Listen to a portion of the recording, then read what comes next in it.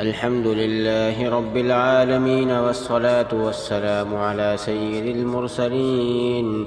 أما بعد، فأعوذ بالله من الشيطان الرجيم. بسم الله الرحمن الرحيم.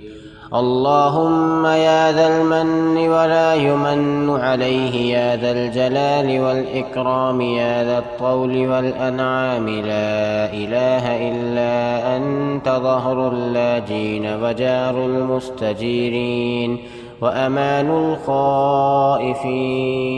اللهم إن كنت كتبتني عندك في أم الكتاب شقيا أو محروما أو مطرودا أو مقترا علي في الرزق، فامح اللهم بفضلك شقاوتي وحرماني وطردي واقتتار رزقي، وأثبتني عندك في أم الكتاب سعيدا مرزوقا موفقا للخيرات، فإنك قلت وقولك الحق في كتابك المنزل على لسان نبيك المرسل: يمحو الله ما يشاء ويثبت، وعنده أم الكتاب.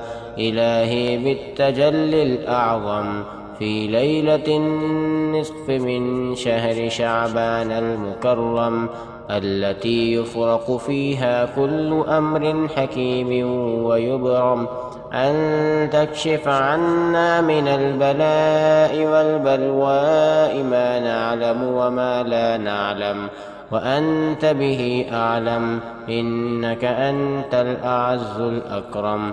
وصلى الله تعالى على سيدنا محمد وعلى آله وأصحابه وسلم، والحمد لله رب العالمين.